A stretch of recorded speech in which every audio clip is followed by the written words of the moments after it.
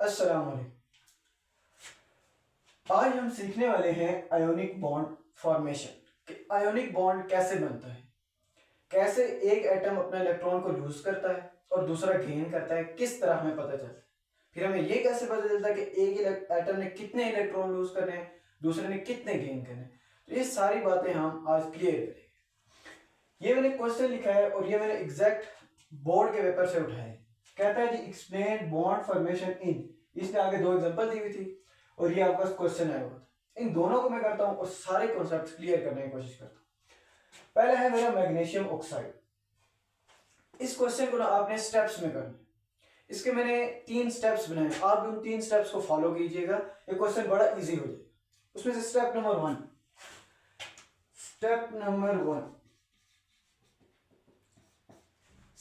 1 में आपने ये करना है कि जो भी एटम्स आपको दिए हैं, जैसे यहाँ पे एक दिया हुआ है मैग्नीशियम, दूसरा दिया हुआ है ऑक्सीजन, इन दोनों के आपने स्ट्रक्चर्स ड्रा कर दिए। जैसे मैं दोनों के करता हूँ, मैग्नीशियम और ऑक्सीजन के। ये आ गया मेरे पास मैग्नीशियम, ये आ गया मेरे पास magnesium first shell, second shell, third shell. अब इसमें रखते हैं इलेक्ट्रॉन्स। फर्स्ट में आ गए 2, सेकंड में आ गए 8 और लास्ट में आ गए जी सिर्फ 2 इलेक्ट्रॉन्स। दूसरा कौन सा आ रहा है हमारे पास? ऑक्सीजन। तो यहां पे मैं ऑक्सीजन का स्ट्रक्चर भी ड्रा कर देता हूं। ये देखिए, ये न्यूक्लियस बन गया, फर्स्ट में 2। अच्छा, एक बात आपने याद रखनी है, जब भी हमने इलेक्ट्रॉन को रिप्रेजेंट करना होता है तो हम उसे डॉट से रिप्रेजेंट करते हैं। लेकिन आयोनिक बॉन्ड फॉर्मेशन, इसके बाद हम कोवेलेंट बॉन्ड पढ़ेंगे, तो आपने अगर एक एटम के इलेक्ट्रॉन्स को डॉट से रिप्रेजेंट किया है तो दूसरा होगा उसके आपने इलेक्ट्रॉन को क्रॉस से रिप्रेजेंट करना है। इसकी वजह यह है कि जब हम यहां पे मैं इलेक्ट्रॉन को ट्रांसफर करूंगा और यहां मैं डॉट और क्रॉस से शो करूंगा तो मुझे पता चल जाएगा कि कौन से जो इलेक्ट्रॉन है ऑक्सीजन के अपने हैं और कौन से इलेक्ट्रॉन इसने मैग्नीशियम से लिए हैं। इसलिए यहां पे इसके जो इलेक्ट्रॉन्स होंगे उनको मैं क्रॉस से शो करूंगा। तो फर्स्ट में कितने इलेक्ट्रॉन आ गए? 2। और सेकंड में कितने आ जाते हैं इसके? सेकंड में इसके बन जाते हैं 1 2 3 4 5 एंड 6। अब स्टेप नंबर 1 क्या हुआ? हमने मैग्नीशियम का और ऑक्सीजन के स्ट्रक्चर्स ड्रा कर दिए। स्टेप नंबर 2 में मैंने ये आइडेंटिफाई करना है कि मैग्नीशियम को अपना ऑक्टेट कंप्लीट करने के लिए कितने इलेक्ट्रॉन लूज करने पड़ेंगे और ऑक्सीजन को अपना ऑक्टेट कंप्लीट करने के लिए कितने इलेक्ट्रॉन गेन करने पड़ेंगे। अब इधर देखिए, मैग्नीशियम के वैलेंस में कितने इलेक्ट्रॉन आ रहे हैं? 2 इलेक्ट्रॉन आ रहे हैं। अगर ये इन दोनों इलेक्ट्रॉन को लूज कर दे तो इसका जो ये वाला शेल है इसमें 8 इलेक्ट्रॉन आ जाएंगे, इसका ऑक्टेट कंप्लीट हो जाएगा। तो यहां से पता चला कि मैग्नीशियम कितने लूज करेगा? 2 इलेक्ट्रॉन। तो मैं लिख देता हूं magnesium lose 2 electron to complete its octet. अब ऑक्सीजन की बात करते हैं। ऑक्सीजन के वैलेंस में कितने हैं? 1 2 3 4 5 6 इलेक्ट्रॉन है। अब इसे कितने चाहिए? इसे 2 और चाहिए। इसका मतलब ऑक्सीजन जो होगा वो हमारे पास गेन्स करेगा 2 इलेक्ट्रॉन। स्टेप नंबर 1 में हमने क्या किया? हमने दोनों के स्ट्रक्चर्स लिखे। स्टेप नंबर 2 पे हमने ये काम किया कि हमने ये देखा कि मैग्नीशियम कितने लूज करेगा, ऑक्सीजन कितने गेन करेगा। अब आता है हमारे पास स्टेप नंबर 3 में हम ये करेंगे कि हम मैग्नीशियम से इलेक्ट्रॉन्स उठाएंगे और उन्हें ऑक्सीजन में ट्रांसफर कर देंगे। तो ये देखें, अब मैग्नीशियम के ये इलेक्ट्रॉन और मैग्नीशियम का ये इलेक्ट्रॉन, ये दोनों मैग्नीशियम ने लूज कर दिए। तो यहां से ये इलेक्ट्रॉन शिफ्ट होगा यहां पर और यहां से ये जो होगा ये शिफ्ट होगा यहां पर। अब इलेक्ट्रॉन को ट्रांसफर करने के बाद जो मैग्नीशियम का स्ट्रक्चर बन जाएगा, यानी उसके ऊपर एक चार्ज आ जाएगा, वो आपने लिखना है, और ऑक्सीजन के ऊपर जो चार्ज आएगा वो भी आपने लिखना है। तो यहां मैं लिख देता हूं, मेरे पास आ गया मैग्नीशियम। ये देखें, मैग्नीशियम के फर्स्ट में 2 इलेक्ट्रॉन, सेकंड में 8 इलेक्ट्रॉन,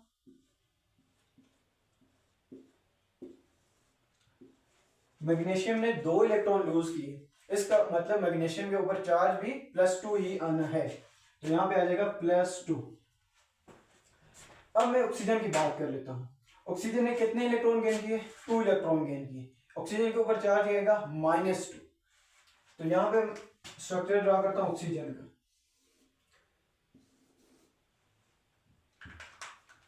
फर्स्ट में 2 इलेक्ट्रॉन, सेकंड में 1 2 1 2 3 4 5 6, ये जो इसके अपने थे वो मैंने लिखे हैं। अब इसने जो गेन किए हैं ये इलेक्ट्रॉन और ये इलेक्ट्रॉन, उसको आपने यहाँ पे डॉट से रिप्रेजेंट करना है, यहाँ पर। तो यहाँ पे ऑक्सीजन के हम काउंट करें तो 1 2 3 4 5 6 7 8, ऑक्सीजन का ऑक्टेट कंप्लीट हुआ। इसके ऊपर चार्ज क्या आ जाएगा? -2, इसके ऊपर चार्ज शो हो जाएगा। तो हमने मैग्नीशियम ऑक्साइड बनाना सीख लिया। अब हम सीखते हैं एल्यूमिनियम ट्राइक्लोराइड। तो स्टेप नंबर 1 हमारे पास आ जाएगा। स्टेप नंबर 1 में हम एल्यूमिनियम का और क्लोरीन दोनों का स्ट्रक्चर ड्रा करेंगे। अगर मैं एल्यूमिनियम के स्ट्रक्चर की बात करूं तो एल्यूमिनियम का न्यूक्लियस आ गया इधर, फर्स्ट में आ गए 2 इलेक्ट्रॉन, सेकंड में आ गए 8 इलेक्ट्रॉन, 1 2 3 4 5 6 7 8, और लास्ट में 3 इलेक्ट्रॉन इसके आ जाते हैं, 1 2 एंड 3। एल्यूमिनियम का एटॉमिक नंबर 13 होता है, तो यहां से मैंने इसका स्ट्रक्चर ड्रा कर दिया। अब मेरे पास होता है क्लोरीन।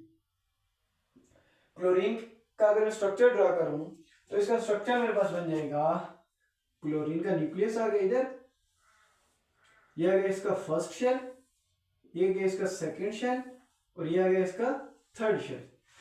अब फर्स्ट शेल में कितने इलेक्ट्रॉन होंगे? 2, जिसे मैं क्रॉस से शो करूंगा। सेकंड में 8, और लास्ट शेल में इसके 7 इलेक्ट्रॉन आ जाएंगे, 1 2 3 4 5 6, और इधर एक 7 आ जाएगा। अब आते हैं नेक्स्ट स्टेप की तरफ। फर्स्ट स्टेप था कि हमने स्ट्रक्चर ड्रा करने थे, वो हमने कर दिए। नेक्स्ट स्टेप ने देखना है, अब हमने देखना है कि एल्यूमिनियम कितने इलेक्ट्रॉन लूज करेगा ताकि इसका ऑक्टेट कंप्लीट हो। तो इसके वैलेंस शेल में कितने इलेक्ट्रॉन आ रहे हैं? 1 2 एंड 3। इसका मतलब एल्यूमिनियम को 3 इलेक्ट्रॉन लूज करने पड़ेंगे अगर इसने अपना वैलेंस शेल कंप्लीट करना है। दूसरी तरफ हम क्लोरीन की बात करते हैं, तो क्लोरीन के वैलेंस में कितने इलेक्ट्रॉन है? 7 इलेक्ट्रॉन है। तो क्लोरीन को कितने चाहिए? क्लोरीन को तो 1 चाहिए। क्लोरीन को 1 चाहिए और एल्यूमिनियम हमारे पास 3 लूज कर रहा है, तो फिर 2 जो इलेक्ट्रॉन और है वो किधर जाएंगे? तो इसका आंसर यह है कि यहाँ पे देखें हमारे पास लिखा हुआ है एल्यूमिनियम क्लोरीन, और क्लोरीन के साथ छोटा सा 3 भी लिखा हुआ है। इसका मतलब एक एल्यूमिनियम के लिए हमें 3 क्लोरीन ड्रा करने पड़ेंगे, और उनको मैं यहाँ पे ड्रा कर देता हूं। एक आ गया मेरे पास ये क्लोरीन, फर्स्ट सेकंड थर्ड, और एक और आ गया मेरे पास ये क्लोरीन, फर्स्ट सेकंड, और ये आ गया मेरे पास थर्ड। इस तरह से हमें एक एल्यूमिनियम के लिए 3 क्लोरीन ड्रा करना पड़ेगी। तो ये इसके मैं इलेक्ट्रॉन्स कंप्लीट करूं तो फर्स्ट में आ गया 2, सेकंड में आ गया 8, और वैलेंस शेल में आ गया इसके भी 7। 1 2 1 2 3 4 5 6 7 8, 1 2 3 4 5 6, और ये आ गया 7। तो ये देखिए हमने 3 क्लोरीन के मॉलिक्यूल्स भी, 3 क्लोरीन के एटम भी हमने ड्रा कर लिए। अब मैंने इनको यहां से ट्रांसफर करते हैं। तो ये देखिए जो ये इसका इलेक्ट्रॉन है, मैं इसको यहां से हटा लेता हूं। ये जो इलेक्ट्रॉन है ये यहां से ट्रांसफर होके यहां पे चला जाएगा, और ये जो इलेक्ट्रॉन है इसका ये यहां से ट्रांसफर होके इस क्लोरीन एटम के पास चला जाएगा, और ये जो ये इलेक्ट्रॉन है ये यहां से ट्रांसफर होगा और ये इस क्लोरीन एटम के पास आ जाएगा। इस तरह एक एल्यूमिनियम ने जो 3 इलेक्ट्रॉन लूज करने थे वो क्लोरीन के 3 डिफरेंट एटम के पास एक एक इलेक्ट्रॉन गया। अब हमारे पास क्लोरीन का क्या स्ट्रक्चर बनेगा और इन एल्यूमिनियम का क्या स्ट्रक्चर बनेगा वो मैं इधर ड्रा कर देता हूँ। ये क्या एल्यूमिनियम, फर्स्ट में 2 शेल, फर्स्ट में 2 इलेक्ट्रॉन, सेकंड में 8 इलेक्ट्रॉन, 1 2 3 4 5 6 7 8। अब बात आ जाती है इसके ऊपर चार्ज क्या आएगा। इसके ऊपर चार्ज क्या आएगा, क्योंकि इसने 3 इलेक्ट्रॉन लूज किए हैं इसलिए इसके ऊपर चार्ज आएगा +3। और दूसरी बात आती है क्लोरीन की। क्लोरीन का मैं एक मॉलिक्यूल ड्रॉ करता हूं। ये देखिए मेरे पास आ गया क्लोरीन। फर्स्ट में, सॉरी क्रॉस से शो करने, फर्स्ट में 2, सेकंड में 8 और लास्ट में जो लास्ट वाला शेल है उसमें भी कितने आ जाएंगे, उसमें भी एक ही आ जाएगा। और जो लास्ट वाला शेल है उसमें 8 आ जाएंगे। ये जो एक इलेक्ट्रॉन इसने लिया है उसे आपने डॉट से शो करना है।